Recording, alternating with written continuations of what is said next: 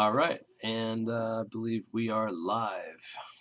It is nearly Thanksgiving, and we're here with Mark in studio at our laboratory down in New Jersey, and we've been talking, we've been going over a whole bunch of stuff, and we're not quite sure what to do. It's just I'm kind of take a pessimistic approach to this whole thing because I've been doing this for 15 years and it's never made me any money, and I don't want to like throw a bunch of my money at invest my money in a project. We got a studio that was going to film us and put it together a TV show and help us put together like a television show based around this where we do like real experiments and we have like a kind of a TV show and some kind of professional media editing behind it.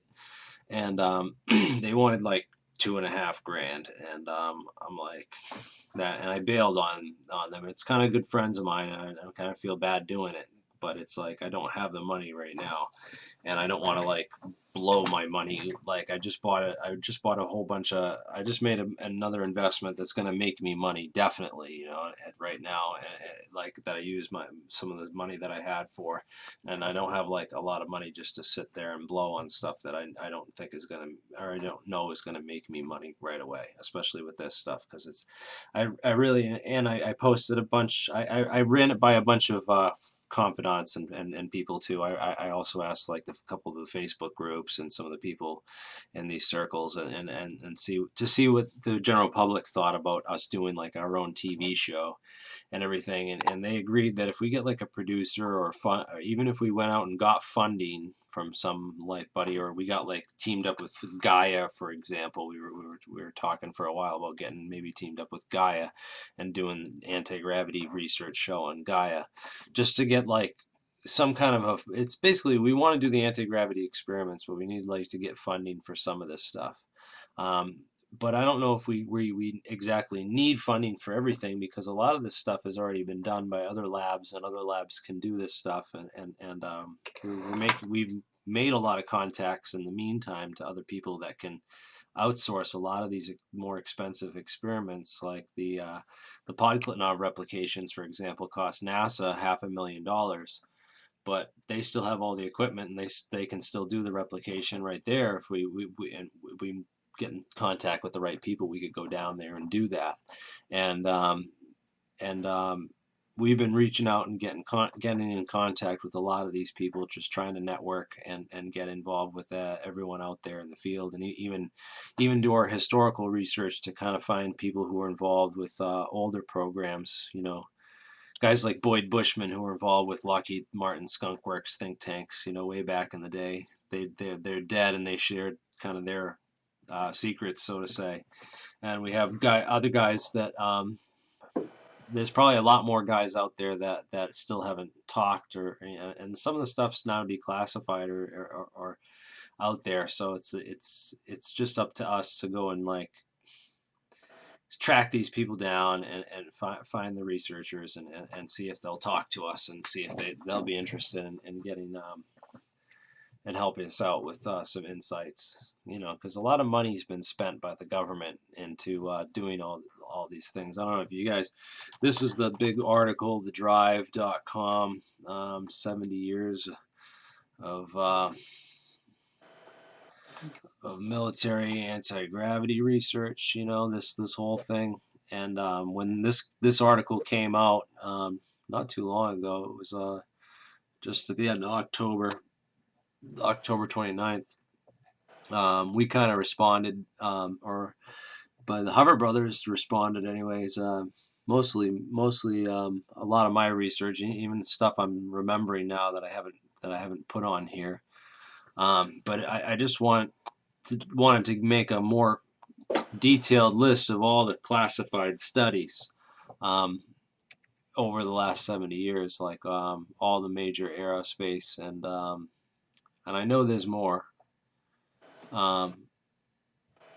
There's quite a few more, but I kind of have it's not that. So it's on Hover Brothers Theory, and I'll post this link in the live chat. But I've been trying to like get a whole list together of all the studies that have ever been done on real anti-gravity, plus some of the theory based on, well, I put the Hover Brothers stuff on there too, because that was what it was originally on this theory page, but I'm kind of like repurposing Hover Brothers now to incorporate a lot of different theories and ideas, and we're going to start focusing a lot more on the experiments, which is what we got Mark here for.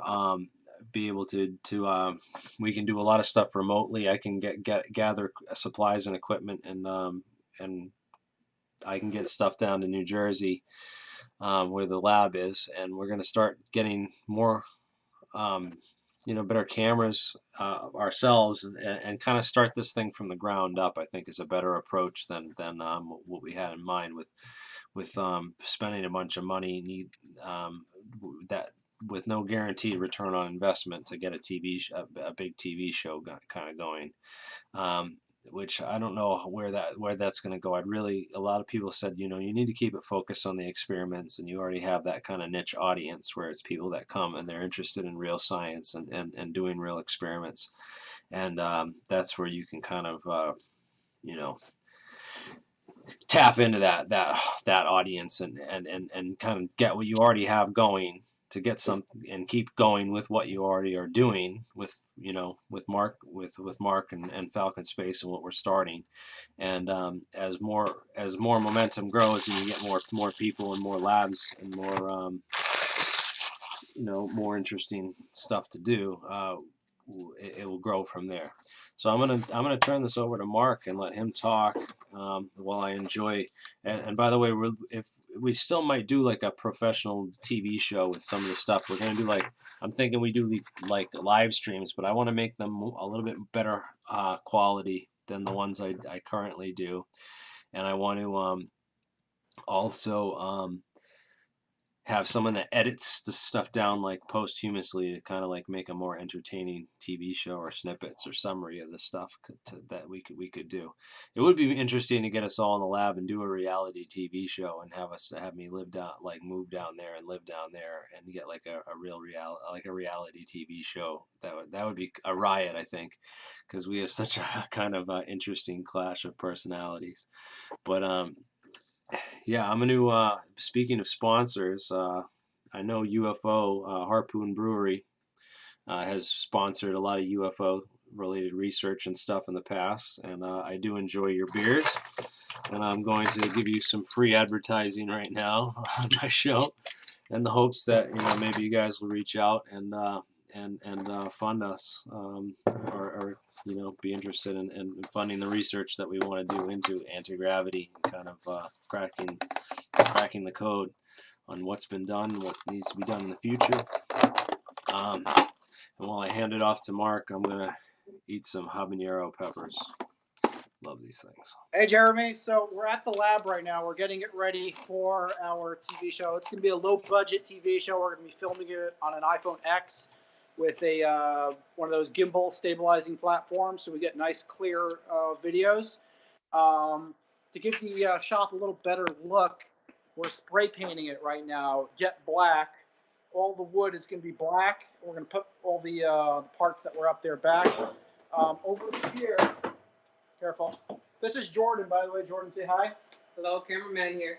Jordan's our cameraman. He's also good at editing. He'll help us out with both of those things.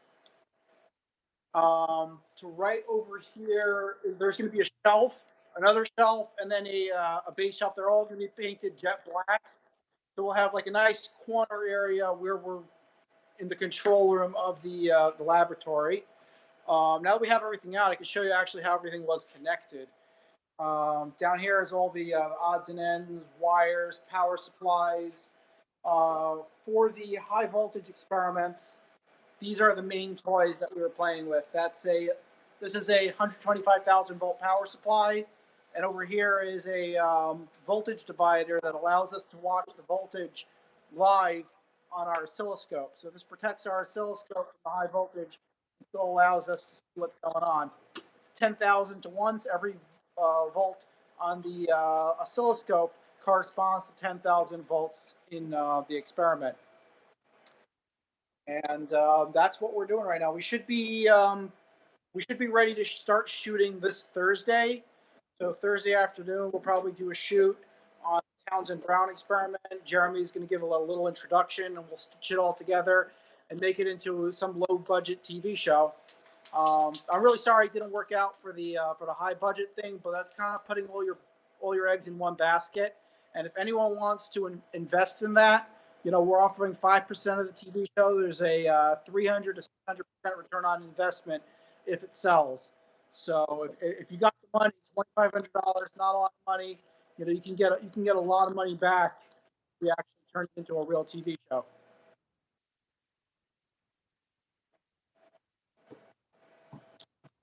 Right on, Mark. The hybrid battery shop where my day job is. These are all modules for hybrid vehicles like the Prius, the Camry, GS450, all those hybrid vehicles. These are the cells that make them up. And up over here, above all the shelves in that little space over there, we're going to put up the Falcon Space sign, same one that we're using at AlienCon. Cool. So my mouth's still burning hot from that habanero I just ate. I love it, but man, that was a little harder than I expected. I came across something interesting that I want to jump to real quick, then we'll talk about this. Had some patents on this, and they disappeared, which I thought was interesting. Might just be coincidental. A bunch of the stuff I was trying to find on it was disappearing. But if I was going to 3D print my spaceship, I would probably use this stuff. It's like a printable diamond polymer. It's like a diamond polymer that you can print. You could print with, and it hardens diamond like almost as hard as regular diamond. But it's like a hexagonal diamond ceramic. Very interesting.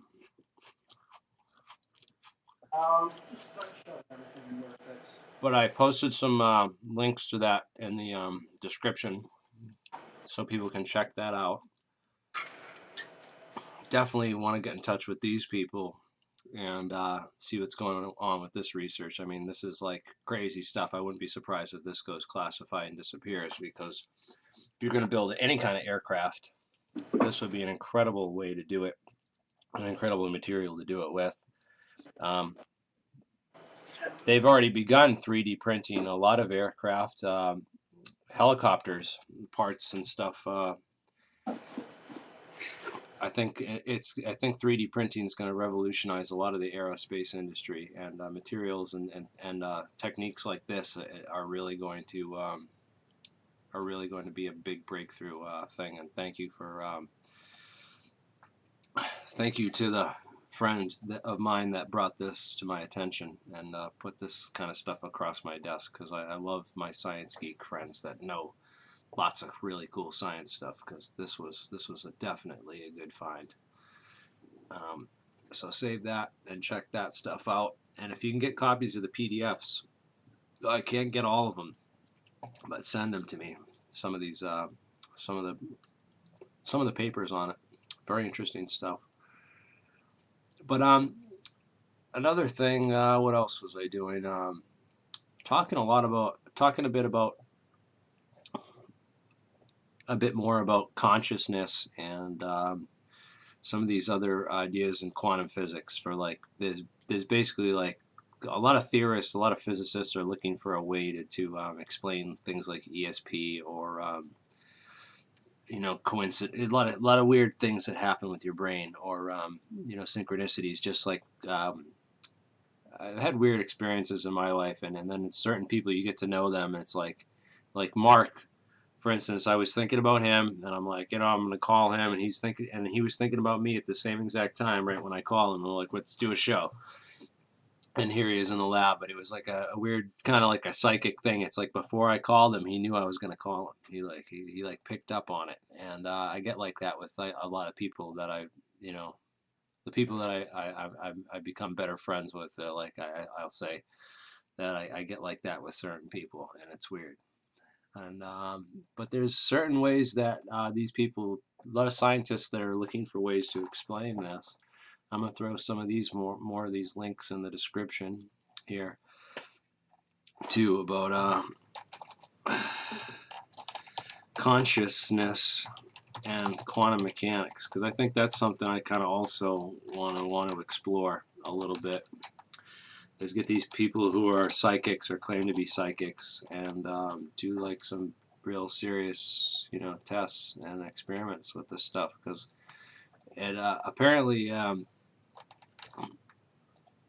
I don't know. There's some debate. Apparently, it's not just, you know, this cut and dry. And I'm interested in fringe stuff like that, where it's like where the skeptics are really hardcore and so like say like anti-gravity is not possible. Here it is. We have aerospace companies, you know, documented history of how much research these people have done, and it's like crazy. You know, when you look at the millions of dollars that have been spent on something that supposedly all the scientists in our mainstream science say doesn't exist and isn't real.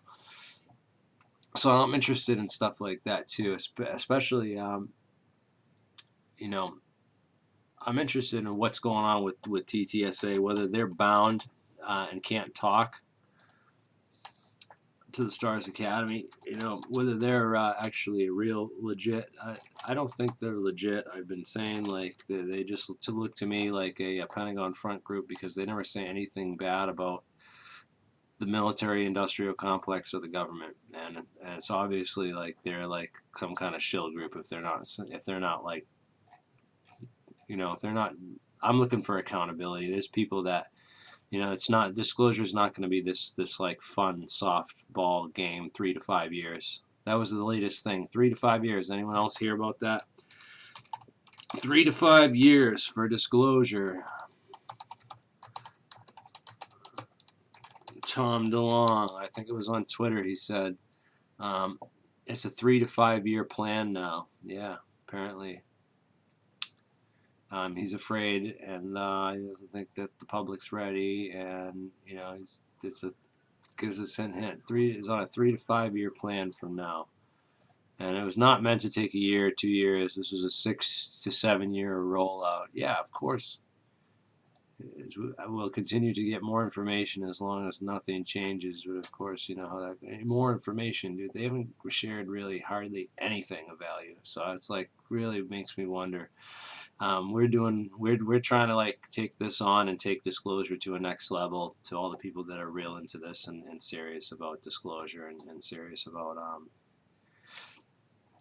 you know, learning what's up. And we want to kind of, that was the whole point of creating Hover Brothers, was kind of like when these people came along, I was like, this is such a fraud, and I need to create, this is 6 to 7 year rollout. These people are just going to be this drip, drip, drip, drip, drip, drip, drip disclosure. And it's like, no, this shit needs to happen now, and there's way more stuff that people are aware of that they need to be aware of. And so much of it is up for, you know, serious consideration. We need to get something like this off the ground, and I'm glad this is coming together, where we're going to get a lab and do like you know, real experiments, and we're going to talk about real theories and real science, and give people real stuff to go and research. But anyways, back to this guy. This is this dude Herbert Froelich, and he was kind of apparently he's like debunked or whatever. Here's the article. This Froelich condensates of matter. Really interesting. Yeah. I want to also talk about we're gonna do like all the old school stuff. I'd like to go back to the Tesla, Otis Carr, and Ralph Ring, and also I want to talk about like Victor Schauberger, definitely that water wizard stuff, some of those ideas. There's an interesting what is that? It's like the anti-gravity spiral root.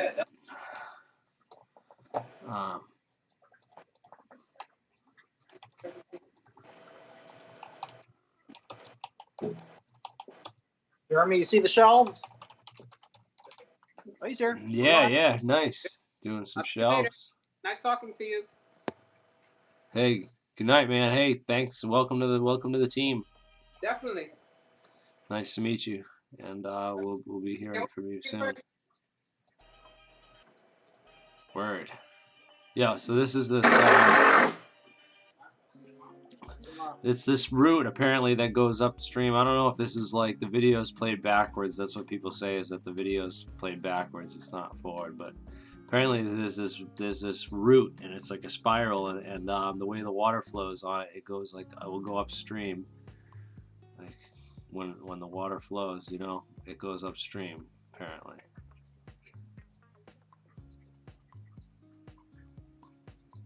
And some people say it's got a string on it, you know, and well, we'll experiment with some stuff like that. Yeah, like the water wizard stuff, the Victor Schauberger. I want to talk about that. I also want to talk about like the Schumann resonance cavity and some of the ideas about you know, the anti-gravity having to do with the Schumann resonance of the Earth. You know, the natural resonances of the atmosphere and the Earth,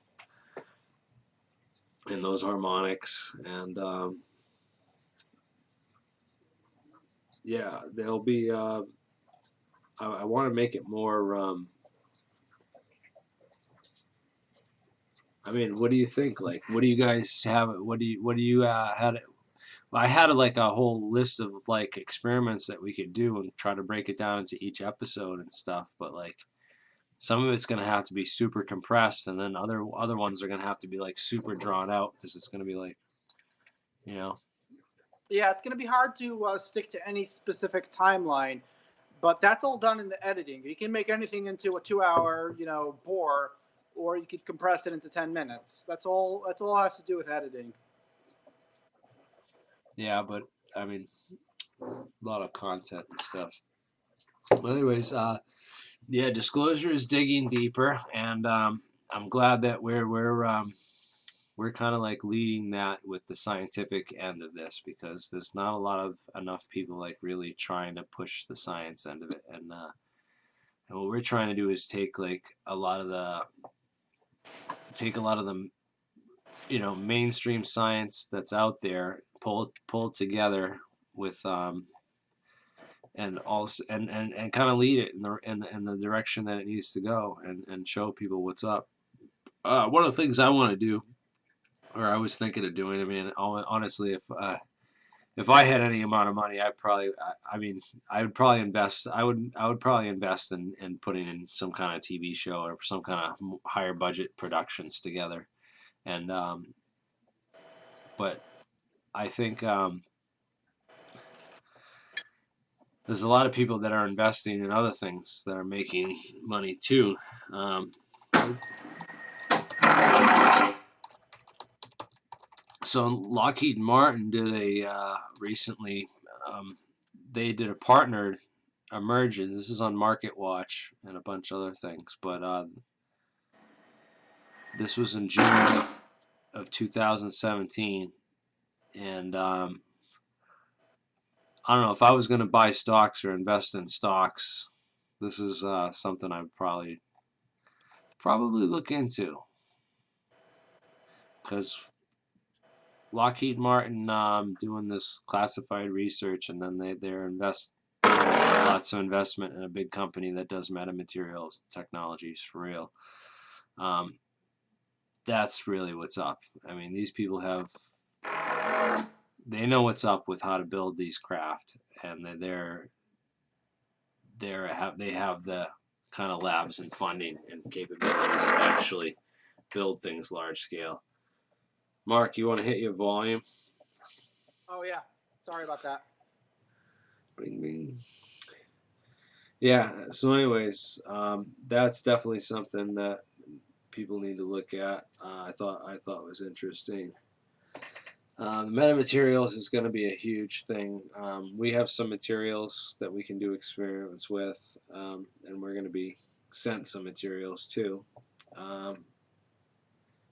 And hopefully some of the partners and other people that we've been talking to and linking up with and have on future shows will be able to provide even more stuff. I'm really hoping we get a good collaboration together. So, Yeah, I think like to be like a big TV show and be a big like it needs to, like, in order to get big on mainstream TV, you have to make everything like edited out, and it needs to be 50% fake and 50% real, with like the real stuff being really watered down. Like super, I'm too real to be on like mainstream TV, or to try to put together like a real thing and try to make, market it for real TV audiences. It's like, I you mean, know, MythBusters did a good job with it, but MythBusters is all about like explosions and sensationalism. right. Uh, the real boring experiments got very little screen time. Right. Right. When they were blowing stuff up, it was like, yeah, yeah, play that one over and over again. But yeah, the military-industrial complex has been robbing the world blind, and for a long time. And there's people out there that have been hiding stuff that, like, really, it's almost criminal, and they should be. I believe it is criminal, and they should be held accountable, honestly. And that's what separates me from TTSA. Um, I don't know. I really think there should be more investigations into this, and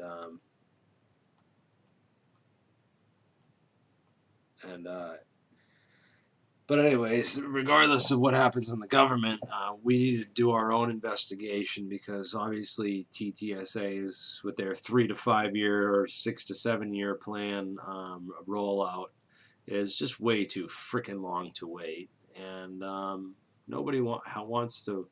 Nobody wants to wait that long, and they shouldn't be, milking the public for all kinds of funding and getting it from people that are hopeful and desperate.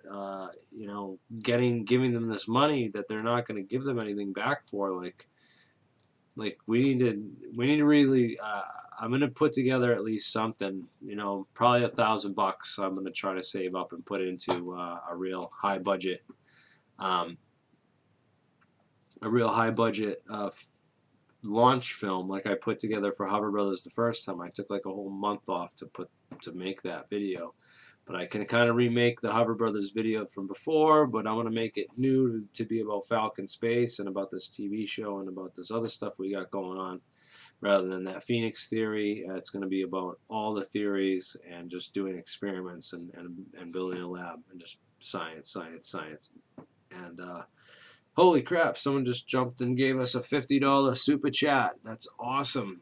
Super Nick, you are super. Thank you so much, dude. Been watching you for years. Keep chasing the science and not the conspiracy theories, except for the fun of it. Right? That whole Epstein didn't kill himself thing, man, Hey, did you see it was on The Simpsons? They had Bart writing on the chalkboard in the beginning of the Simpsons episode, the last Simpsons episode, and he was writing, Epstein did not kill himself. Epstein did not kill himself. Epstein did not kill himself. I thought that was friggin' that was pretty funny. But anyways, I definitely think that the conspiracy theories, it's like, it doesn't make you money, and it's not going to get us anywhere, really. It's a dead end. It's like beating a dead end horse, and it's not as intellectually stimulating, because it's kind of just like stretching your brain to say, what if, what if? And they're probably true, and if they are, then the truth's never going to get told, because people can't handle it. But again, yeah, it's really crazy that all these people, I don't know what's going on with Jeffrey Epstein. Is who killed him? Why isn't, did Hillary kill him? Did you know was I don't even want to get into the conspiracy theories, man. There he goes. The guy gave me $50. It says, stay off the conspiracy theories and keep chasing the science. And here I am, chasing conspiracy theories. Anyways, yeah, we need to get on this anti-gravity stuff, and these metamaterials, I think, are going to be key. A huge part of it. But not just metamaterials. There's a lot of other materials that I think are going to be a huge part of it, and graphene and anything that you can kind of. We're going to do a lot of experiments coming up. I want to work up to that higher end stuff, but it's going to be I don't know, we're gonna have a lot of stuff to work through, man. Maybe it is gonna be a 3 to 5 year plan for us.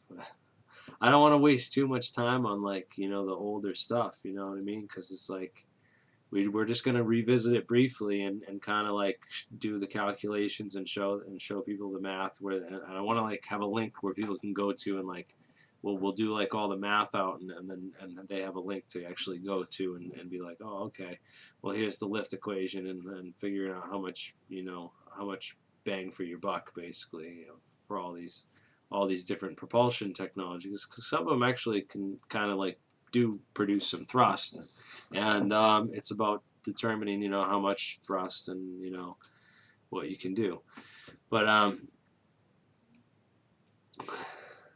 Mr. Riss, what's the plan? The plan is we're going to you know, I'm not going to go spend and drop 2,500 bucks that I don't have on a TV show to go and to give to a producer to produce a TV show for me. That I think we can do some of it ourselves, you know. And honestly, if it were to be like me dropping money, I'd have to get funding, because we'd have to like, I'd want to take a year off from work and like literally go and live at this live down there and have a reality TV show like filmed around it, where we do all this stuff beside, you know, like where it's all this crazy stuff going on behind the scenes with the, you know.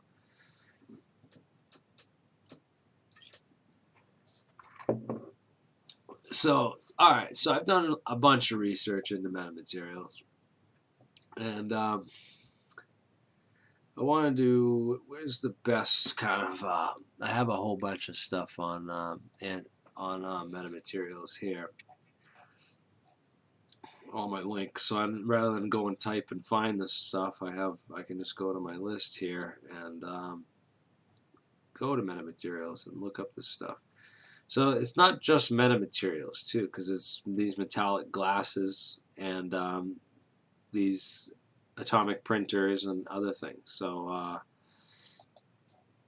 really, it's a lot of the stuff's on here. You just have to read through this the paperwork here, but it's essentially like metamaterials are materials that gain these properties through their structure rather than, you know, what they're actually made of, you know. And the structure has a lot to do with how they interact with fields. And of course, you can only build things structurally to a certain size, you know, like certain atoms can be a certain spacing and a certain thickness, you know. So if you want to build metamaterials that interact with really fine frequencies, you can only get to a certain limit, which is like, it's described in this. This is a good one right here. Yeah, this one. So here, read through this if you want to learn about metamaterials and have like a good like overall primer on everything involved with them. But it basically talks about the two different kinds of metamaterials. It talks about, you know, bulk metamaterials, which is it's like the entire, there's bulk metamaterials and the metamaterials that aren't bulk metamaterials are just like surface metamaterials. But bulk metamaterials is like, so there's a metasurface, which is a metamaterial, and then there's a bulk metamaterial, which is actually has interacts with light, where light can travel through the whole material itself, like a crystal ball, or a you know, where it interacts with certain frequencies. So it basically is this, that the spacing in the atoms has to be smaller than the wavelength of the wavelengths that it interacts with, and the spacing of the atoms gets to a certain point where, you know, the wavelengths can't get any smaller, and you can't build anything any smaller. So there's a cutoff in the terahertz range, because you can't stack and build things that close to each other beyond terahertz. But there's other tricks that you can use optically to without using metamaterials. You can have other types of materials and other types of optical systems where you can do this for terahertz materials. And what is that called? I think it's, do I have it on the list of my theory? I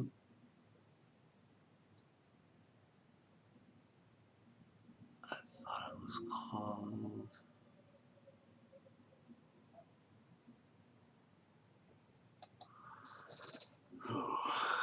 If not, I gotta find that and put it on there. No, this isn't it. But there's a whole thing on optical angle.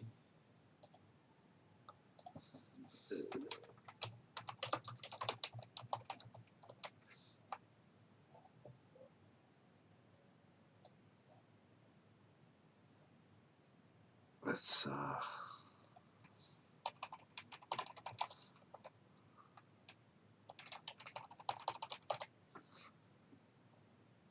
angle resolved. Yeah, this is it. So it's called angle resolved optical coherence tomography with sequential angular selectivity for speckle reduction.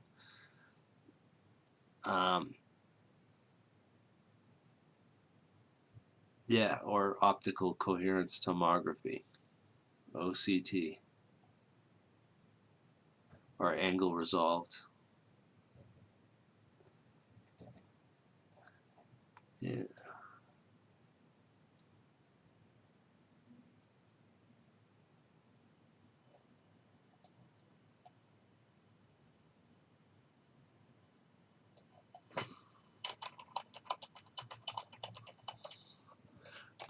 Or might be this. Sorry. Angle resolved photo emission spectroscopy. That's what I was talking about. Was angle resolved photo emission spectroscopy. Let's play a video real quick. In a metal, some of the electrons can move freely. The photo emission measures the velocity map of those electrons. Of these electrons. In the most simple metals, such as alkali metals, the electron velocity is not dependent on its orientation, so that one gets circles in the map.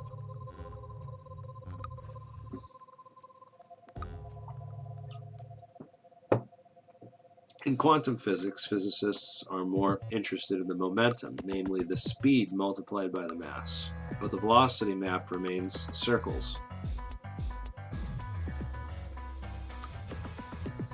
If one plots the energy of the electrons versus momentum, one gets a parabola. This parabola is called a dispersion plot or a metallic band. Angle resolved photo emission spectroscopy allows to measure this band. For this, photons, which are the particles that constitute light, are shined onto the surface of the metal. Each photon, if it has enough energy, can inject an electron, and this is the photoelectric effect. So, by deflecting the direction in which the electron is ejected and its energy, one is able to reconstruct the shape of the band. In some metals, the band may be distorted because of the different interaction that the electrons undergo. For example, it may be less steep as the electrons... Sorry, I can't... Why do you go like so fast and then so slow in other parts, man? I can't read that.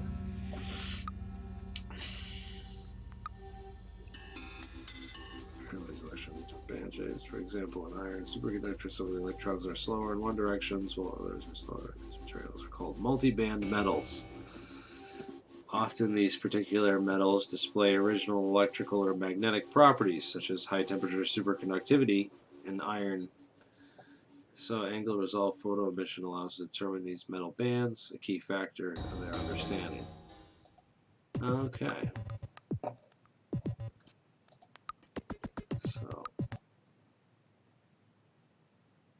So yeah, so that's not what I was talking about with, that's something else, ARPUS. But it's still really cool, ARPUS, but it's not what I was talking about with how they measure, how they able to create basically an invisibility cloak without metamaterials for higher than terahertz rate, terahertz and above. I have to find that stuff on that. And now I'm just like kind of trailing on because I wasn't had this planned out or anything. I just kind of go on with some of the research that I've been doing. But anyways, yeah, guys, check that stuff out. What do you guys think about? I'm gonna go back to the super chats, and we got $70, man, just hanging out, man. That's pretty cool. $70 just to hang out and drink a beer with 50 of my followers on here. Heck, why not? That's amazing. Good job. Oh yeah, getting ready to put on this bottom shelf over here. I can't find the banner. I think it might be at the house. But here's what we got so far. We got these two shelves, and everything's painted jet black. And we're gonna put one more shelf, probably about the height of the table along here, also jet black. We'll just throw a whole bunch of equipment on there. I got here the Tesla coil, capacitors. This is the capacitor that I got on eBay. It has 613 joules, which is the number of commandments in the Old Testament. It's kind of an interesting coincidence. Here's our Tesla coil. We got some plasma balls. This is from one of the TT Brown experiments. And yeah, it should look really nice once it's done. And up on top over here, I want to put the Falcon Space banner, with the jet black Falcon Space advancing anti-gravity technology along that wall over there. nice. It'll look really nice. Heck yeah. And I'm yet to introduce my lab buddy, Thomas. He's actually a physics professor. He's a bit of an eccentric personality. He loves to teach, just loves to teach. It's just like, it's not normal. And he actually helped me with many of the ideas and the putting things into action. Many of the concepts were his. And, we got to give credit where credit is due. He helped me in the lab, and Jordan's going to be shooting the whole thing. And hopefully we'll be able to stitch something together that people would want to watch.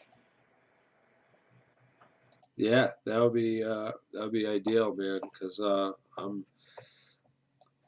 my live streams are a little bit boring, and I get a little bit sidetracked sometimes. So I do apologize for that. But if we could get like a real well edited TV show and get some of these ideas, like, I can think through them usually, and I'm better on paper and after I've had some reflection and stuff. So we could definitely put together a real awesome show if we were in charge of things, especially all the research, because there's nothing like this that's been done or is being done. No one's this deep into this stuff. I mean, NASA and possibly Lockheed Martin have gotten this deep, but nobody in the open has gotten this deep. No, not really.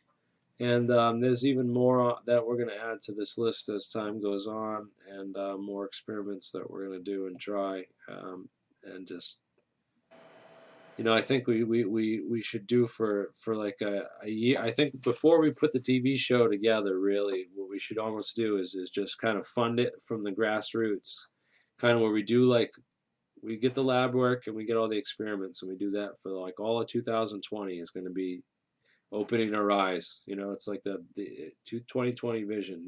It's like seeing through all the smoke and mirrors and trying to find the real stuff. And we're gonna have to fight through a lot of the smoke and mirrors. It's kind of almost like a wasted effort in some ways to visit some of this older stuff when I have some really good insights on how the warp drive, that it's warp drive, and how it actually works. with really good theory that's in accordance with quantum mechanics and general relativity. But Well, we don't really know that yet because they haven't done the experiment at CERN to see what happens with antimatter, whether it goes up or down. So we don't know what antimatter does in a gravitational field to know whether what's going to happen. Even if you get a thin layer of antimatter around a craft, we don't know what that is actually anti-gravity or warp drive for that matter. what's friggin' stupid, right? Is it's kind of interesting. The articles I looked up for the scientists, like on that list of the ATIP studies, is that negative mass propulsion by a Dr. Winterberg, and you look up his stuff on negative mass propulsion, and it talks about using a bunch of shape charge nukes to put a whole tunnel through the moon that they could make a potential well to use it for a slingshot, like a tunnel through the moon. And I don't know, it's just it's some really But that's like bad science fiction. It's like real bad science fiction, real bad stuff. It's just real bad. It almost looks like it's on there to hide some of the other stuff, the real stuff, which is like the Polariton stuff. So if you look up Polariton negative mass, right? Polaritons, you find all this stuff about the real science of it, but you won't find any of that in the ATIP stuff, or they don't link to any of that, which is I thought was really interesting. All the negative mass, they have negative mass on there, but it's like a misnomer. It's like they kind of briefly talk about Dirac holes and what the negative particles, but they don't really. It kind of then just goes off on this tangent of building, moon slingshots and stuff. So I definitely think these polaritons and doing some research into negative mass particles and producing antimatter on demand, even using graphene,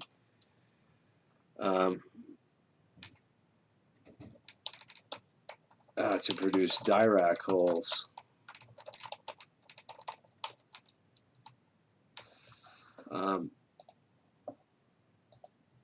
Quite a possibility, build your craft out of this 3D print it with this, and then glaze the surface using the sputter coating technique that's in some of these, the electropolymerization.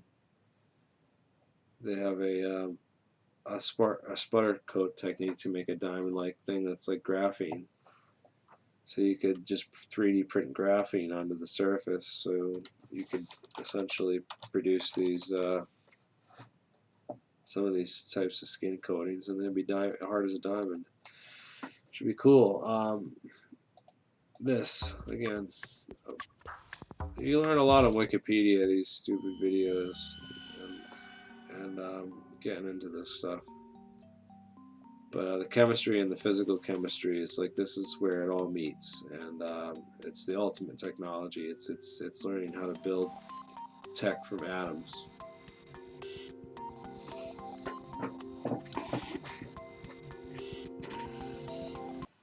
But yeah, these negative energy states, man.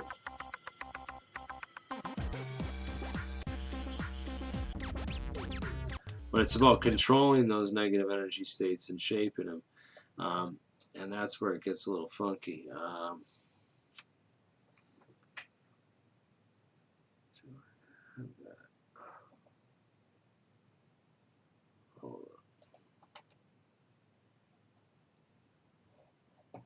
Hold up. All right.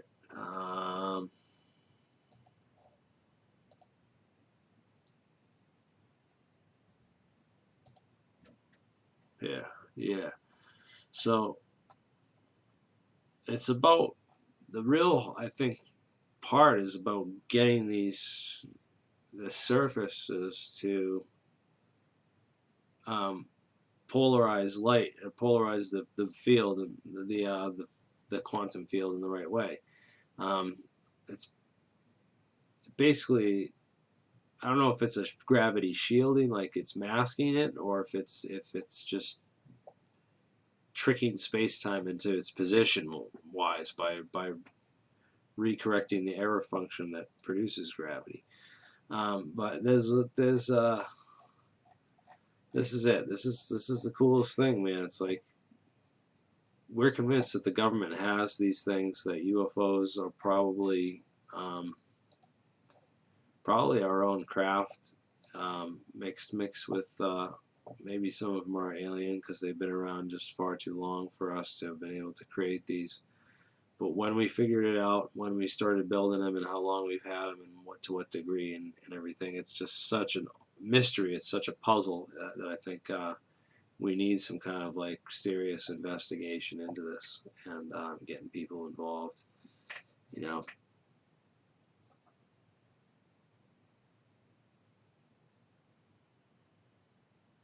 Yeah, dude, it's so crazy what's going on. It literally is insane. Hiko Sajuro, this guy knows what's up.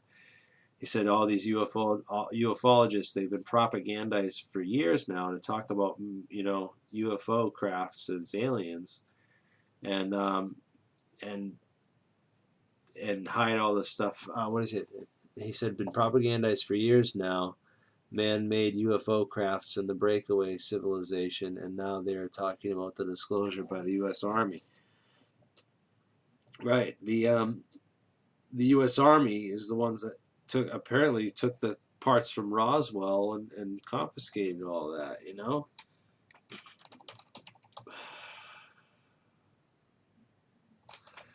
What was the Roswell Daily Record? Army takes disc. General Ramey empties Roswell saucer. RAF, Roswell Army Airfield, captures flying saucer on ranch in Roswell region. So it's the Roswell Army Airfield. So it was before the Air Force, I think, before the days of the Air Force. When was the Air Force created? U.S. Air Force.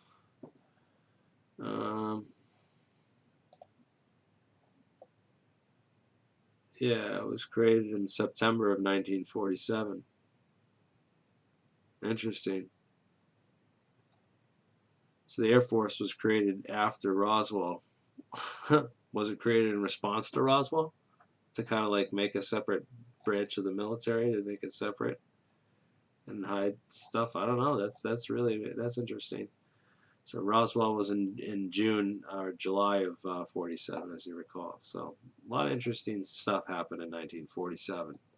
And a lot of people don't think Roswell was the only crash that happened around that time.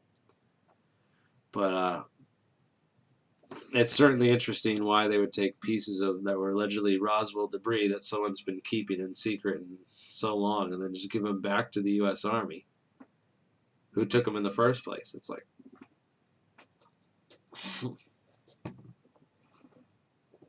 shouldn't you guys still have pieces of this stuff somewhere? Where did that go?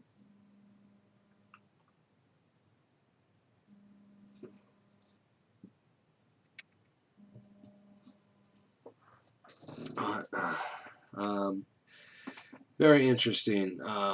Whether you believe in Roswell or not, it's certainly fun to think about the idea that we've known about this stuff, but haven't had all the names and for all this stuff, all the real science of the technology. But we've known about it for a while, you know.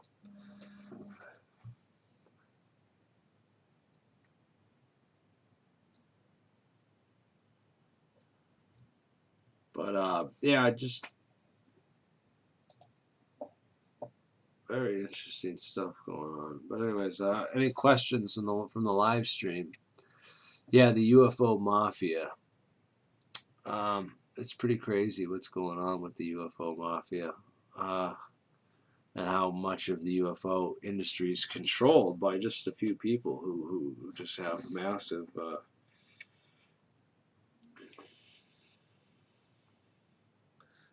control over everything. Uh,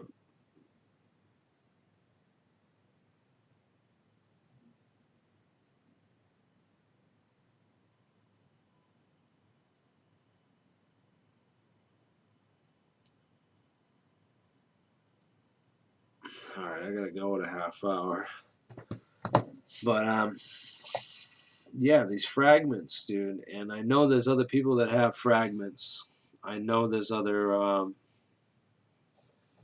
researchers out there that have stuff. So I even have a little fragment that I've been saving for a long time that I want to get analyzed. And very cool piece of metal. Oh, it just fell out of the package it was in, but it doesn't matter.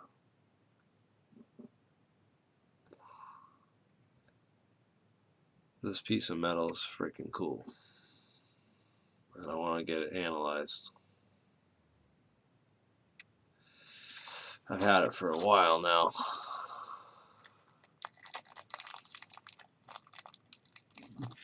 It's like obsidian glass or something. It's really cool.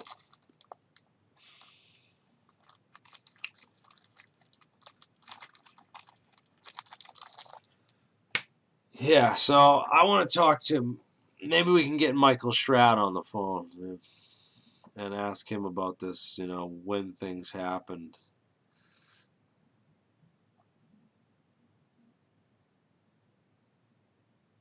Hell yeah. Wake up, dude. Wake up and call me, man. So, that fake Navy, that fake CIA agent video, man. Any case, why don't we get some more people to join us on Skype?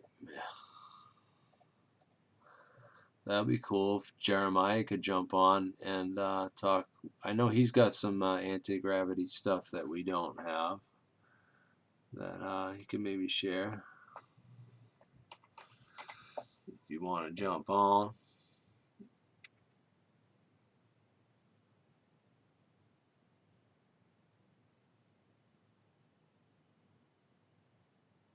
Jeez. The medical division of my company, this guy Mark MacArthur Lewis on, keeps asking 50 times about the medical division. I put like one little thing. Oh man.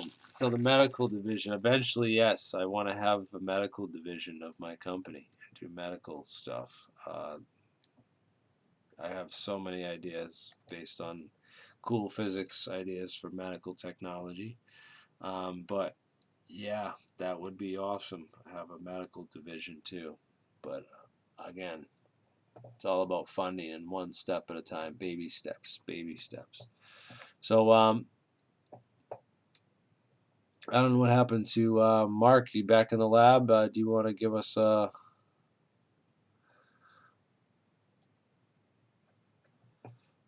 update?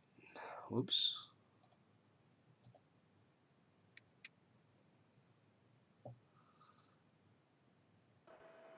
Hey, Jeremy, you hear me? Yeah, we can hear you. So I just finished putting in the two brackets to hold this bottom shelf. Nice. Looking real nice. We're just going to fill these shelves up with all different kind of crap related to anti-gravity. The power supply goes over here. You can see the high voltage cable that goes through the wall into the Faraday cage. It's right over there. Yeah. This other black line over here is for our, I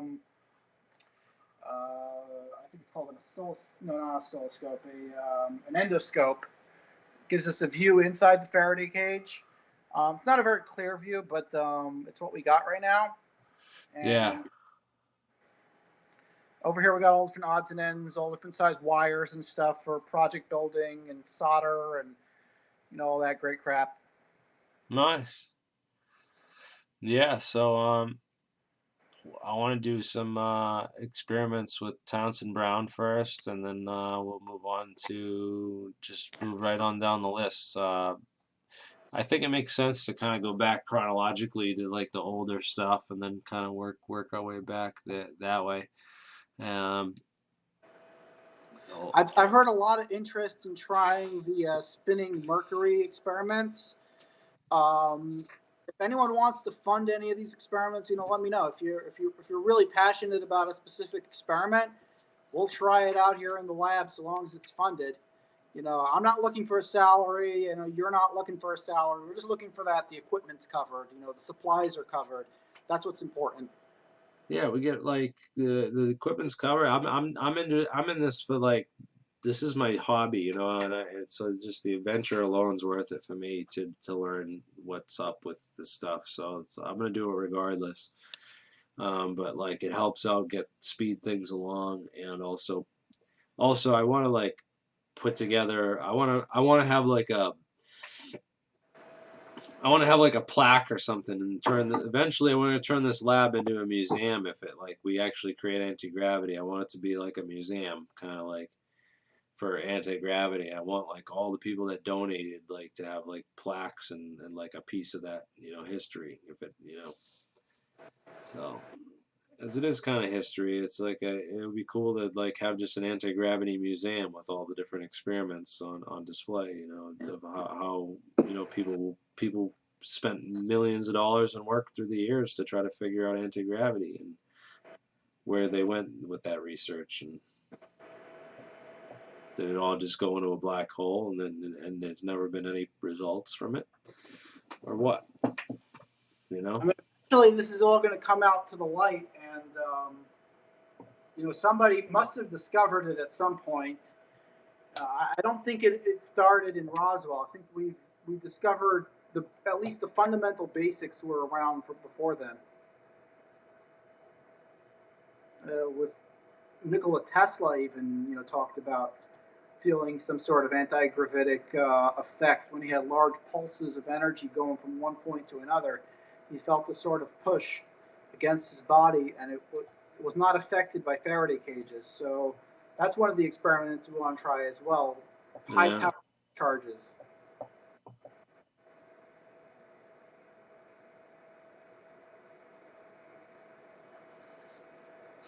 Yeah, we're gonna do any kind of experiment we can, and I want to reach out to a lot of these physics departments and professors and people to try to get like other people. Again, we got Jeremiah, who's a great resource, and we will reach out to many more other labs and people like him to get more of a collaboration going. Totally. So trying to read these comments. Again, quantum foams is the big thing that I want to do. Yeah, I want to build quantum slipstreams and quantum whatever. I want to build a skin coating that is this antimatter and has these quantum effects, and then figure out if it's a way to how to pulse them. Just the right way to get the effects to work. There's a technique to it, and there's a science to it, and we're gonna work it out. But anyways, it's gonna start with a lot of this older stuff, and even Boyd Bushman doing some of the frame dragging and gravity drop experiments and stuff. And I'd also like to interview. What is this? Why Catholic space Nazis? It hit that guy's comments because he said Nazis. Can't say Nazis on YouTube. They'll censor you. That's weird. But anyways, I think we got a caller. Hey, we got a caller. Hey, what's up, Dan? You want to join the Skype?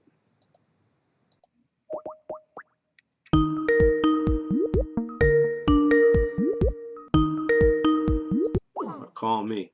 I don't want to have to sit there and listen. What's going on with this?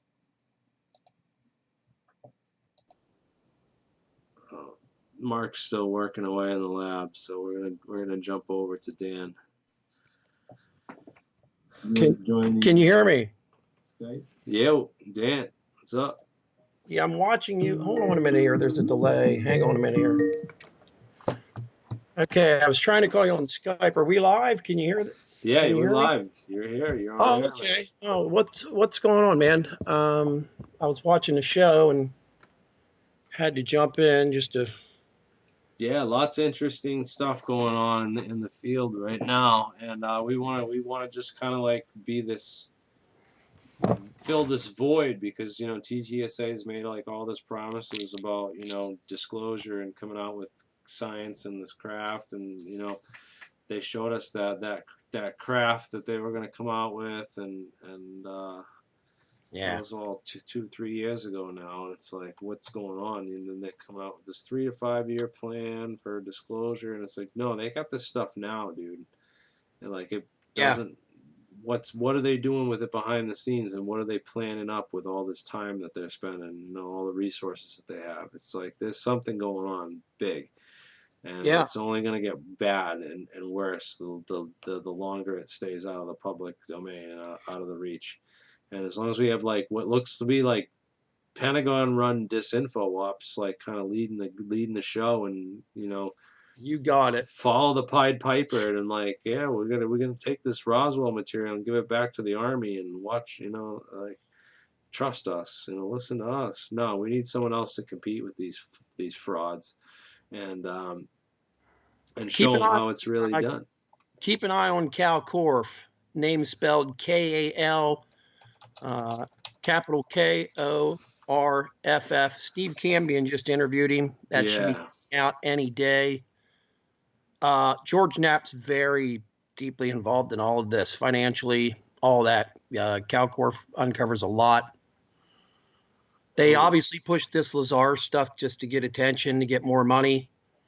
I wouldn't give him 5 cents.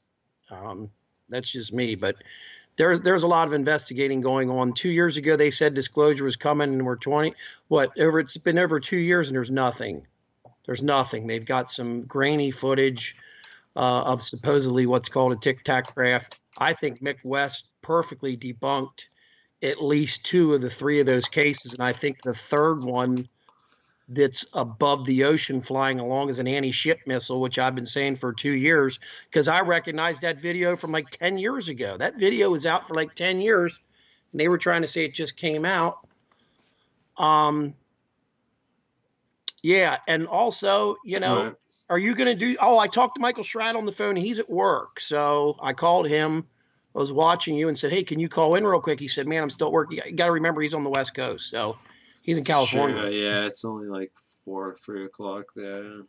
We should set up a day though where we can all 3 get on and talk about what he believes is the truth. When me and him were down in West Virginia, he found those drawings of those Tic Tac crafts from 1967 above Wycombe, Philadelphia, which was only 22 miles away from the naval shipyards. Back in the 60s, those naval shipyards were outside of Philadelphia there. In Philadelphia, I'm sorry. And remember, that Tic Tac craft that he had shown had rivets all over it, and it had the L-shaped appendages on the bottom, which is exactly what's been described. I think those Tic Tac crafts are the Air Force and the Navy. The pilots involved had no idea they were used as guinea pigs, and here's my reason why. The Air Force came onto the boat. What was it, the Ulysses, and I forget what the Nimitz.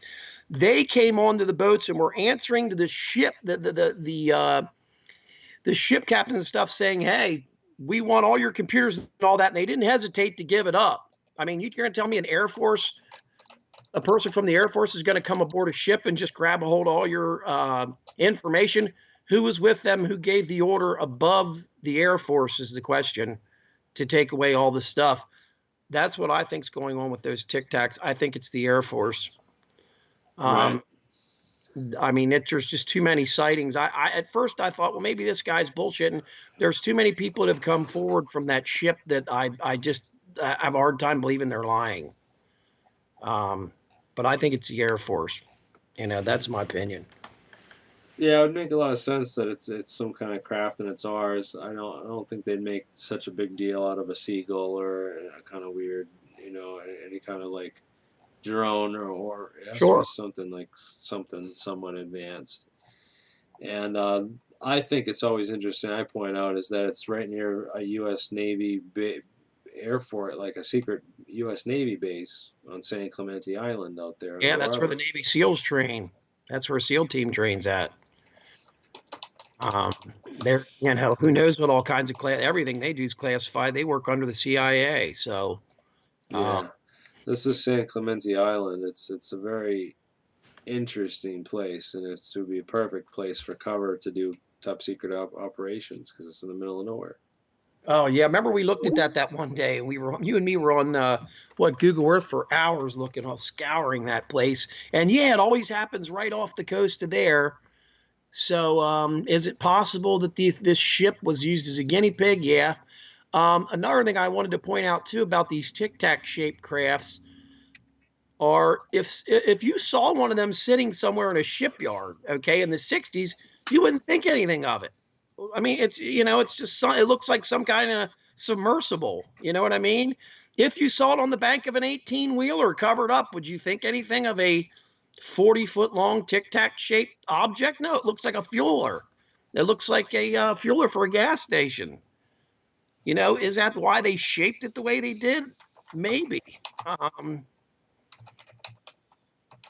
Yeah, but why don't I don't see any pictures of like the tic tac craft? I don't see I don't see any like pictures of someone transporting or anything like it. I'd like to see Michael's drawings. That'd be interesting. And talk to I him sent more them to about it. you on the Facebook Messenger many times. If you want to, I can send them to you right now. If you want to post them up, show them to people. Because we went and did the research. Hell, we drove 7 hours. You drove what, 14? Oh yeah. Let me send you the pictures right now. Hang on. I got to go to my other computer. Hold on a minute, Jeremy.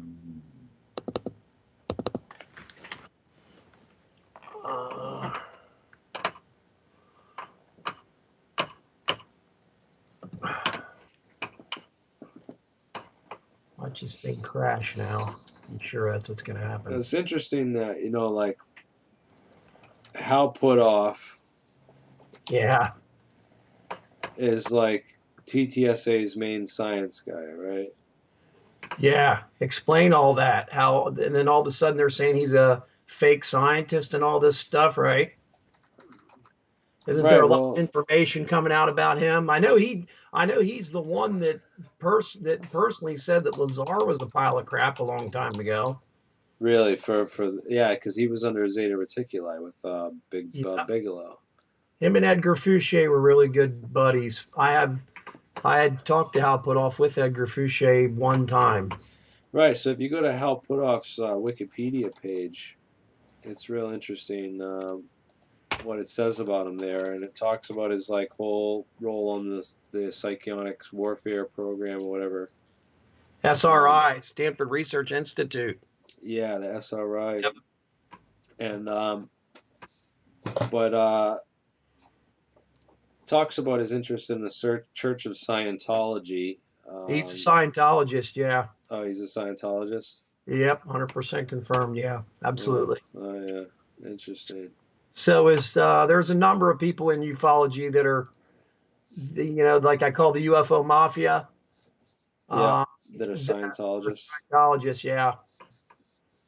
Yep, Really? there's a lot. Check your Facebook Messenger and see if you have for the 1967 drawings there by Gray Barker, and then Michael did a detailed drawing of it. And again, Wycombe, PA is 22 miles away from this shipyard in Boston and had rivets on it. What really gets me is the L-shaped appendages. That's exactly what David Fravor described, and a number of other people described it. Fravor said you will never, ever be able to see the high definition videos. Why? Because somebody might recognize, hey, I built that. I built that right there. I built that portion. I built that L-shape, whatever the freak it is. Michael keeps trying to figure out what they are. But if that's in 1967 and we had those in 1967, I mean, just think about that for if that's the possibility. Absolutely, I could be 100% wrong. Okay, but Michael and I think that yes, indeed, those Tic Tacs are ours. Somehow the Air Force is in possession of them, and probably the Navy also if they build them. But if they're testing them off the coast of, remember they found them off the coast of Norfolk also, which Norfolk's the eastern base for the United States Navy, and Florida, and in other cases up and down the West Coast, up around Washington State, off the Pacific there.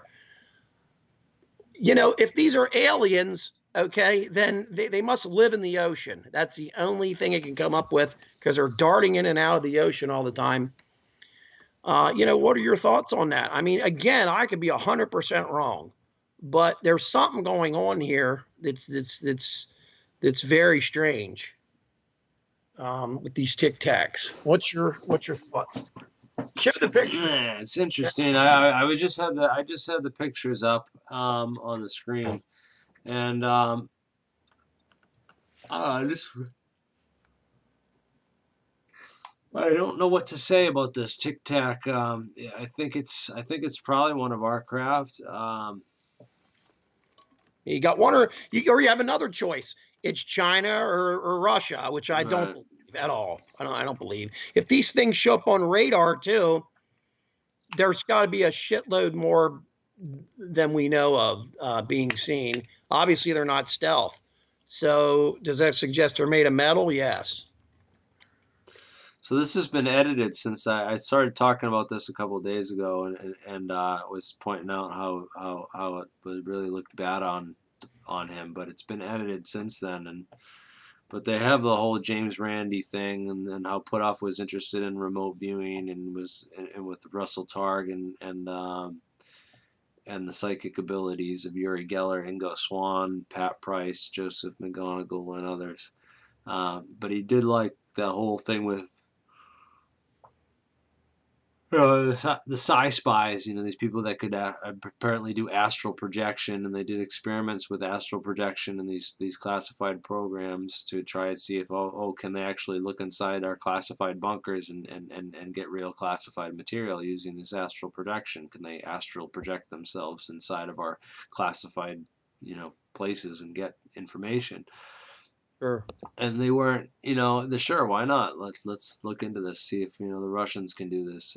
Are they doing this? And they found it wasn't accurate enough to really, That's what they say. Right, but that's what they'd say if it was real and if it worked and it went classified too. You know what I mean? So it's hard to say what the deal is with that. So it definitely needs. It's one of those things. It's like with the anti-gravity too. It's like all these studies that we say this is an old study that it went nowhere and it didn't have successful results and nothing ever came of it. Well, that's what they say about it. That's what they'd say about the ones that were successful too, just so it would blend in. So it's like each one has to be tested in and of its own and tested to its own merit. It's like in order to be real researchers, you can't. It's like that's the dilemma we have. But anyways, I want to put together this TV show. I'm kind of thinking of an intro with that remember that Area 51 song that I wrote? Yeah. I want to kind of rewrite the lyrics to that to make it the intro to this whole anti-gravity show, so it's I think it would be real catchy and creative, but I don't know. I'm trying to do something more with that. But anyways, I'm getting super tired, and you look it. I want to go take a nap and go to bed. And I've been up all day, friggin' busting ass and making money. Okay. And I'm gonna continue with the research. And guys, thanks for watching. And Dan, is there anything you wanted to share or say? There's going to be something big coming up here. Hopefully in the next 2 months, a video. You and I talked about that recently, but right. Yeah. There's going to be a really well put together video about a certain individual explaining how it all began, finished end. I'm not going to mention that person's name. but it's going to be done very well. Let's just put it that way. It'll tie everything together that you couldn't figure out, and I mean freaking everything.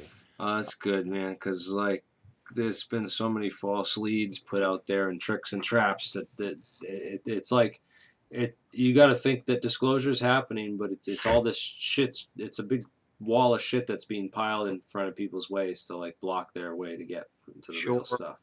Yeah, it's all And red herrings. It's all red herrings. All you hear about is antimatter and element 115. I hear you guys talking about antimatter, but the problem with antimatter is it's impossible to harness it. It's impossible to harness something that will, when it comes into contact with anything, how do you harness it? How is it possible? It's because they use exciton polariton pairs. You phase it in and out of existence with these polariton condensates, dude. I don't know. That's why I think it's. That's where I think it's at. That's how I think it's done. And that's what That's where the metamaterials fit into the whole picture. Is that it's these metamaterials and that they oscillate them with plasmons. You know, the plasmons to get them excited to the point where they're producing these polariton exciton pairs. Well, if you're able to contain antimatter, well, first of all, I don't know if anybody knows this, but NASA estimated in 1990 that 1 gram of antimatter would be worth $60 trillion. Not billion, 60 trillion. You can look up this estimate. And I want people to think about something right now. And remember, S4 supposedly was allowing Bob Lazar to just drive this shit down to Los Alamos and have a machinist work on it and then steal pieces of it, according to the book. That machining would have all been done at Area 51. Area 51 has a state-of-the-art machining department that obviously the classification on it would be something horrendous. Being able that you could make antimatter out of this element 115. Yeah, I get the antimatter thing. I just don't understand, and I'm not a physicist, how to contain it. Right. Well, it doesn't need to be contained if you can just create it on demand and then it phases out. The problem is that normally when it annihilates, it produces photons that scatter at random. But the whole idea is that if you produce it inside of a metamaterial, you can keep that emission, that spontaneous absorption and emission confined to a lattice structure. So that way it stays going in a circle around the skin of the craft rather than escaping where it can fry and microwave you. Well, that would maybe make sense too with the way some of these crafts seem to disappear as well. So yeah, maybe you're definitely onto something, but it seems to me like you're jumping from A to Z. Boy, the whole antimatter thing is it's mind-boggling to even wrap your mind around it, because no one knows what will happen when antimatter collides with matter. The explosion could be incredible. I mean, well, it is going to be incredible, but imagine just 1 gram of it. I mean, it would annihilate an entire half of the, it would possibly annihilate an entire state minimum. Think about it. And people are allowed to play around with this shit out in the desert. I mean, give me a break. It's just that story there is just ridiculous when it comes to that. I mean, you have to be a moron to believe that if you look into it. Sorry, you do. So, yeah, man, you look tired. We'll do this another time. I wanted to call you and tell you about Shrat. He got a new job. He's working different hours. But if I text him, he responds back like that. We were talking earlier today, so yeah, I definitely want to get him on. Hey, and you were talking to John Lear about maybe again? I mean, I don't know if it would be kind of interesting to interview him for the sake of it, but I don't know if me and John would get along so well, because he's would be the best interview if it would be the best idea. But yeah, we definitely going to talk about something. I'm trying to move away from the UFO circles and the conspiracy circles, and I want to start interviewing more scientists and more like real technical people, and I don't want to like go backward. That's what I feel like. I'd be like almost doing is lots of other people have interviewed Lear and well, you must admit it was funny when he tagged my name at the very top of his post. Oh God, That's big. Dude, I people got have been going off on everything that he's been going on his social media. It's just been lighten up the whole community, man. And I was driving up the highway and my phone just starts ringing and yeah, text oh message after that. God, What do people want? You know, and this guy from California called me up. He goes, "Have you seen John Lear's page lately?" I'm like, "No, I haven't looked at it since I posted some stuff about Lazar on there a couple days ago." He goes, "You need to take a look at it." I pulled over and looked and about fell over. I know, yeah. It's been Oh funny. I God. reposted a bunch of those things he sent me on Twitter, and people were going nuts, and like everyone's like, "Well, no, of course John Lee is crazy, but you can't like excuse everything that he says and like write it all off, you know." No, And he that's what does know. He does know a lot. he He knows does a know, and lot, man. I've And known that's him why for I laugh because like all these dude, there's so many people on there. Like I don't know if they're real people or they're lapdog shell accounts for Nap and all these other shills out there, because they're all promoting this stuff and saying saying that George Knapp is and Bob Lazar are the ones who put Area 51 on the map when it was John Lear. It was yeah, absolutely. It was John Lear and Jim Goodall. yeah, for real. Jim So Goodall and John Lear were out there in the mid '80s taking pictures of the freaking stealth fighter. that's And they crazy. searched Lazar and Knapp are trying to take all the credit for exposing Area Oh, and 51. John Lear went nuts. And isn't that funny that Knapp just came up with a website called Mystery Wire and he's promoting John Lear at the top? It's because he was trying to shut John up because John was like, screw these guys, you know, and Yeah. it just happened that the timing was just perfect. They're like, I guarantee you they had a meeting and we're like, we better shut John Lear the hell up. How do we do this? Oh my God, come up with a website and start promoting his on the record videos from back in 1987, which by the way are gold. Thank Yeah. they were posted. Oh, I recorded every one of them. Thank God. Yeah, that's good All stuff. there. That was back when Lear was It's pre-Lazar. yeah, It's pre-Lazar. pre-Lazar by 2 years. And Oh, well, you gotta think pre-Lazar. Say pre-Lazar. I would say pre the Falcon, the aviary, basically. 'Cause yeah. that's Yes, the aviary, and there's all something going on with Ron Pandolfi too. I don't know. I don't understand what the deal is with that guy. oh, the stuff I'm reading that people put. The Cal Corp's done a bunch of good research too, putting stuff together on that guy. He's definitely tried. I think the whole portal thing and his daughter and his wife is just like it's like a show to kind of like throw He's people a off the nut, trail. dude. He's a nut. Yeah, just because we're in the CIA doesn't mean that you're sane. Right. Yeah, Cal Corp's got something huge coming out. I know about in the next month or so on TTSA that's going to definitely blow a hole in that entire story. It's pretty well done. Ask Steve Cambion knows all about it. He's got an interview with Corf. He's going to do another one coming up. So yeah, look forward to that. So Yeah, it's good. I mean, it's due time that that and more people are waking up to and realizing that they're never gonna get real info and science from that. So we're looking elsewhere, and we're gonna find real scientists and talk to people who will talk to us and share information. And that's cool. That's good. It's good. It's real good. Keep doing that because that's what needs to be done. Some may find it boring, but in time, when they realize they've been had, then it won't be so boring to them. You know what I mean? They just got to study the science and learn it as you put it out there. Sure, it's going to take some people 10 times the amount of time it took you to learn it, maybe 100 times. Maybe they'll never learn it, but it can be learned. dude, Stan Dio is a joke. Don't call me kindergartners, dude. That guy, like, I watched his videos way back in the day, dude, and like, Yeah, he's a lying sack of he's shit. a lying piece of crap, dude. Like, Remember when he said like the math equations that he shows are just like it's a bunch of trig functions, dude. It's like really. It's like, go back to high school, dude. Remember when he first came out, he had said that the United States government was after him and he was hiding in Australia. You can't go hide in Australia. They'll extradite your ass to the United States in a second. They're an ally of ours. And he was down there hiding for 25 years. He was at Area 51. At one time, he took credit for the TR-3B and tried to say it was 3,000 different little triangles that combined into one big triangle. That guy's a pile of crap. And he uses religion for donations. He's this big religious guy now. It's all about give me money, donate to me. just like a Linda Moulton Howe type of donate to me. I read the other day she's supposedly worth $17 million. Don't give that lady any money. She promotes fake bullshit.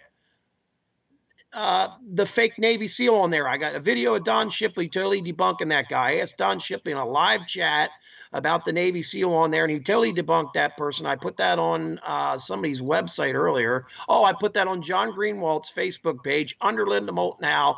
Please go take a look at that on the Black Vault and give me a thumbs up under all the comments I made under Linda Moulton Howe under John Greenwald's what is it, the Black Vault on Facebook, Jeremy. You should show everybody that real quick because he's going to interview her on Thursday. So Oh yeah, ask her.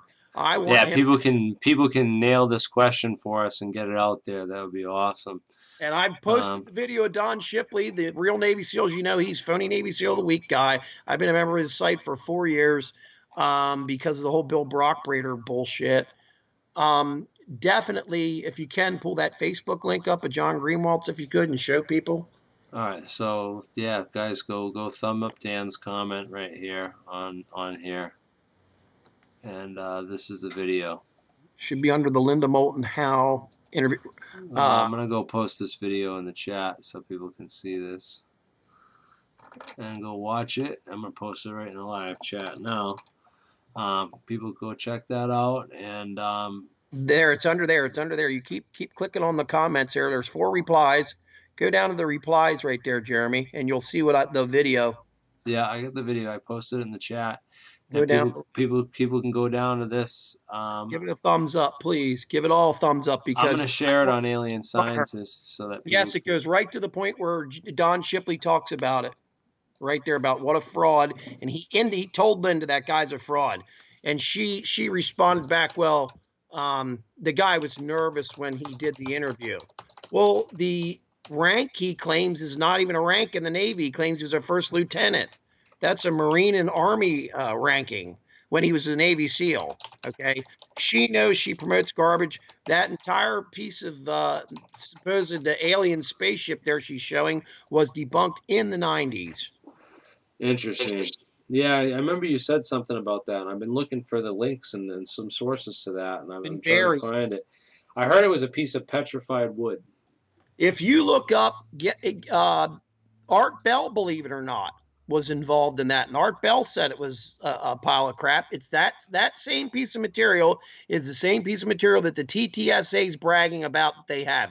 It is the same piece of material. Why would an alien spaceship be made of metal to begin with? It wouldn't look like that. That's what I remember reading something about the ship from Roswell. Certain pieces would turn like crystal clear, like see-through, invisible when you looked at them at certain angles. Yeah, and that there was something about like the craft that when they went inside the actual craft itself, like the walls were see-through from the inside out, like you could see right through from the inside to the outside. Bob Lazar said that same thing about the sport model, if you remember correctly. Yep. Hey, Jeremy, if you go down a little bit, there's a very interesting post John Greenwald made before we get off of here.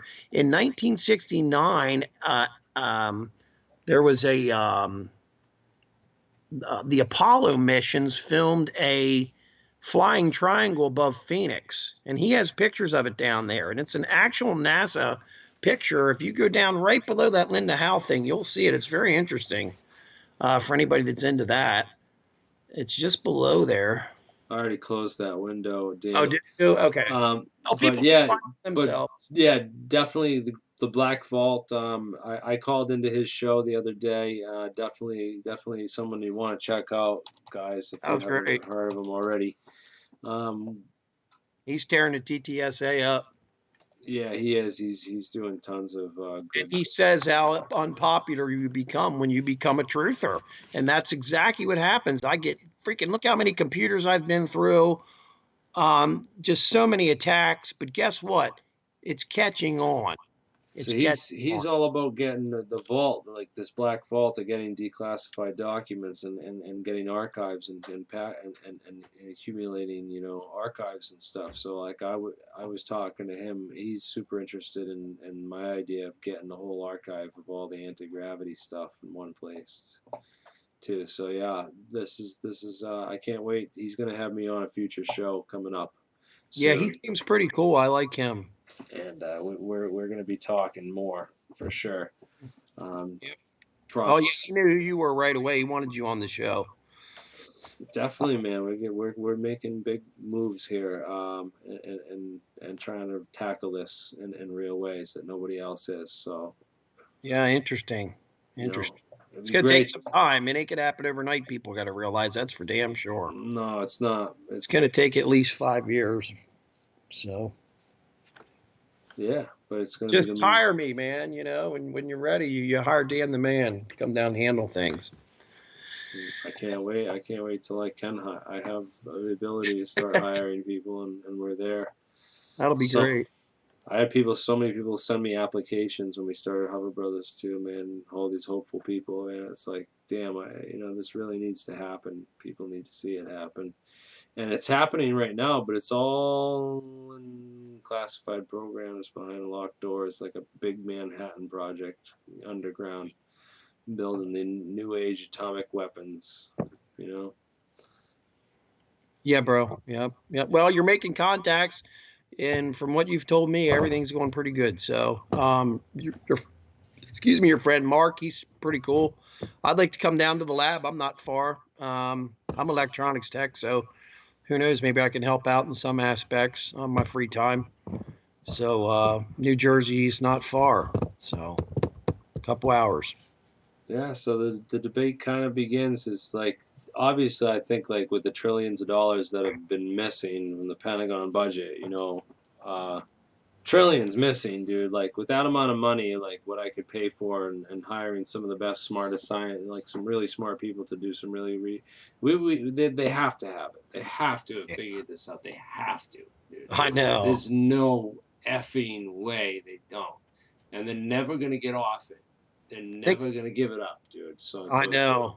it's up to us, dude. It's And up. people ask why. It's like, look, it would be like giving away a deadly virus that could kill everybody because the fact of the matter is this technology can be used for weaponry. That's my opinion. And also, I just wanted to say this, there's a lot of treaties out there that we're not supposed to be using nuclear power on crafts and all this stuff that was supposed to be absolved many years ago. All right, one last thing that I'm going to talk about, and this is like real touchy stuff. You're not really even supposed to be aware of this, and it's just by me telling you about it makes you aware of it and makes you bound under this law technically. But who knows? I might be lying, and this might not be real. So I don't think it actually works quite like that. I don't know. But anyways, I was learning about this while talking about some of my science friends who recently said they can't share information anymore because they've been trained by their superiors in something called ITAR, International Traffic in Arms Regulations. And I asked one of my friends in the intelligence community if he knew about this, and he said, "Oh yeah, I know all about it. Wow. It's export control laws, and apparently it's for scientists so we don't share information with the Russians or the North Koreans or the Chinese." It's about people who have information that's something that's classified. You're not allowed to talk about it or share information with anyone because it could be exported to other countries, and it's like espionage. And Right. there's a whole classification of defense articles on different things, including directed energy weapons and all these different things. Of different things that are you're not allowed to do technical data and share certain information about certain things. But what I thought was really interesting in reading into like some of the history of this law, this whole law, and is there's something it's EAR. It's not ITAR, but EAR, and this is the real shit, man. This is like what prevents people from talking. So export administration regulations, and this is of export compliance, and they have to learn all these things about export compliance and you know, how you control information about export control information. But it doesn't just apply to, you know, our classified technology getting in the hands of Russians or other countries. It also could apply to alien technology not getting in the hands of the public or just people and anyone in general. Right? So think about it. When was this law put into place, Jeremy? How Um, far does this go back? I'm not entirely sure about that. I'd like to know the prison terms. There have been people at Groom Lake that have been put in prison for 50 years. Okay, so it was 1979. It was the Export Administration Act of 1979. But I mean, there's Espionage Act and other you know, prior acts that Prevent you you from know, talking. that prevent you from talking and prevent you from sharing certain technologies and stuff. But I think it's interesting that it's not just about us sharing technologies, you know, with other countries. It's about alien technology getting shared with us. That's mind blowing. I'm glad you said that. I never heard anything about this. So it's definitely interesting. I'm doing more research into it and looking into it, but it's something to understand and know about when dealing with classified technologies. You know. And it explains why people are supposed to keep their mouths shut and also why these companies are not allowed to talk and can't say anything. I mean, it's just. And why I'm no longer allowed to like share breaking information and stories on stuff that unless it's already out there. And I mean, like if it's on MIT Technology Review or shared on somewhere else, and I'm just sharing it and talking about it, I'm cool. But if it's something that's not out there yet, really, If you're in a private meeting and you sign a non-disclosure agreement and you give something up that could fall under this well, that's ITAR the other Act, thing. I'm you're never done. gonna. You're going to Yeah, prison. There's probably not even a trial if you violate something like that. Maybe there is for sentencing, but a lot of this stuff carries life sentences. People don't realize this. yeah. A This is lot of why people stuff. don't talk. More people don't talk. Exactly. The real whistleblowers don't talk. That's why a guy that would be at a base studying UFOs and working on them would not go talk to George Knapp. I mean, Right. you know, save himself? No, that would be to bury yourself. Yeah, yeah. Would be to go talk to him. And they would not allow you, if you're on something that technical and there's only 22 of you, they're going to have 5, 6 guys watching you all times around the clock. I believe they'd be called treat members. They're treat. Back in the day, they were called that. I don't know what they were called today, but they had people that guard. They still have people that guard the people that work at Groom, but I honestly think that Area 51 is nothing more than a shell game. They get everybody to come out there and keep their eyes on that freaking place, and everything's going on somewhere else. That's my opinion. Really is, and not too far away. China Lake, Tonopah. There's a whole bunch of like huge. Matter of fact, UFO Seekers just put a pretty interesting video out about China Lake. Edwards. You know, there's all these places that they do tons of stuff, and then that's not even half of the classified facilities where they do like a lot of the research. They still got Oak Ridge. They still got Lincoln Labs up here in Massachusetts too. There's a lot of stuff in Massachusetts with labs. MIT has a lot of like private labs. Ed talked way more about Edwards Air Force Base than he did ever Area 51. It was 1,000 to 1 ratio. He claimed everything went on there. Whether you believe that or not, he definitely was in the military 20 years, and I know he was definitely a DoD contractor who ran different projects. He ran them. He didn't work on them. He worked under them. He ran the projects. And one was for an SR-70, a retired SR-71 pilot. So you got to question, how did he know these people? It's interesting, like nobody talked about the TR-3B before Ed, and there's been lots of people that have come out and said they were TR-3B pilots or, you know, involved with the TR-3B, and how many of those are LARPs and, you know, like Mark Richards. All of them, except maybe one I know that supposedly worked with Ed, and he's dead. Him and Ed died 2 months apart from each other. Really? Yep. Guy had a heart attack, dropped over dead on the floor. And Ed was found dead in bed probably about 8 or 10 hours after he died. from what his wife told me. But I'm not allowed to talk about Ed anymore. So Yeah, a thing with Ed, man, it's like I go back and forth with where was he disinformation, where was I used? we could have been. Remember, we talked about this. Absolutely, we could have been freaking used. Get two young guys that are on the internet all the time. Get them to talk about it. We could have been run and used. That's why I could have had weird situations in my life that happened, like my phone bill been shut off when I was broke, and the phone just 9 months later, my phone just kept, oh, you don't owe us any money. I'm like, are you kidding me? That, it was like, 12 years ago or something like that. Yeah. After I'd had surgery, I ran out of money and my phone would just not shut off. I mean, it's like my brother found that awful strange too. I'm like, my phone should have been shut off and paid the bill in 9 months. And it was AT&T. They normally shut your phone off if you're late a week. But no, maybe it was because I was talking to Ed. Yeah. Yeah, and I used to talk to Ed quite a bit, man, and but he never really had the like detailed technical information on the science. And what kind of like made me feel weird about Ed was he did that whole thing on the Discovery Channel, the Science Channel, and when I found that picture on the NASA site of the high def picture of that triangle that showed that it wasn't really it was a piece of space debris or a tile. It was a tile from the front of the surface of the nose cone of the space shuttle and not TR3B.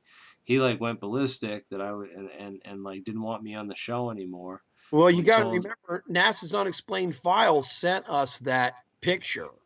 Yeah. They sent me 25 questions. They sent Ed 25 questions. And all the good stuff I told them, it was very strange. They didn't use any of it. Right. And I will say this much, my nephew could absolutely back this up. We were down near Washington, D.C. I met with these people, and they claimed they had never been to Baltimore before, okay? Baltimore's right outside of D.C. All these guys, 4 or 5 guys with English accents, they were all pretty big guys, and except for maybe one of them. And after the interview was over, my nephew was with me. We were at Johns Hopkins University Communications Center building. These guys talked to me for 5.5 hours and were asking me a shitload of questions. It was like an interrogation almost, like, what do you know? Strange thing was, if they had never been to Baltimore before, right after it was all over, the one guy goes, oh, hey, let's go down to Fells Point and have a couple of beers. And I looked over at my nephew and he looked at me because I'm like, okay, you guys claim you have never been here before. How the hell do you know about going down to Fells Point and having a couple of beers? One dude says, I like going down to Fells Point. Let's go have a couple of beers. You want to come along? And I was like, no. Because who knows, maybe they were going to freaking inject me with something and throw me in the ocean. Or in the bay. I don't know. It freaked me out a little bit. And then I started to think, this whole freaking show was a setup. I can't prove it, but they never paid me anything. It's just very weird, man. That's all I'm going to say. Be glad you weren't a part of it. I know Ed got pissed about that high definition picture, but I think he was pissed because he had spent a lot of time on it and it turned out to be a pile of crap. So right, yeah, he was, and then he tried kicking me off the show, and then he went on the show, and when he the night before he was supposed to be interviewed by them, he literally just had me sit there and talk to him, was asking me to describe like all the things that he got wrong, like basically go over all the science of the TR3B thing, the propulsion system that he described, and basically he wanted to peg me for the science information so he could fill all the holes. The story is what it seemed like. Absolutely could have been disinfo. So he was tied to Hal Puthoff and all them. He absolutely could have been disinfo, but it just we're never gonna know. It bothers me, man. So until the Air Force rolls out that TR3B and says, like they did with the SR-71 Blackbird and the F-117 stealth fighter, and they're like, hey, this is what we spent your trillions of dollars on. Until that happens, then I don't really know what I believe, dude. Yeah, I know. Neither do I anymore. I think you and me are probably right on the money. We were probably used. It's a conclusion I'm kind of coming up with these days myself, because believe me, I think about it.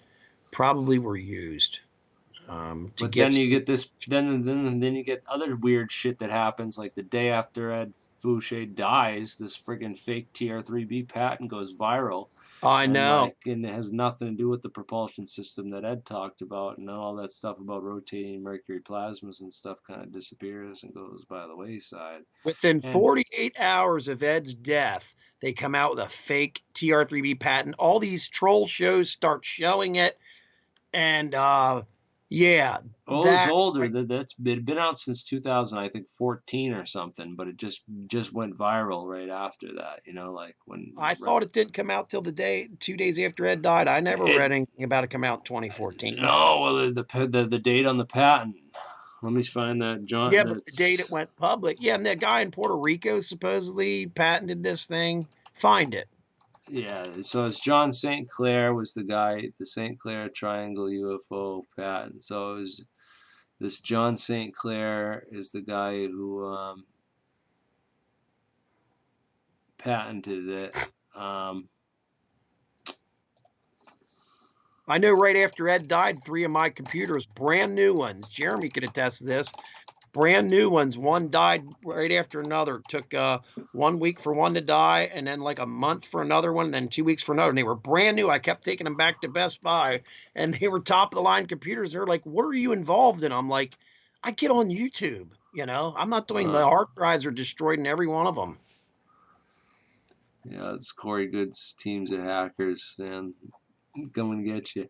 So here's the I didn't know anything about. I don't bother with Corey Good. This was right after Ed died. right. 2017 when he died, May 11th. My computer started going out left and right.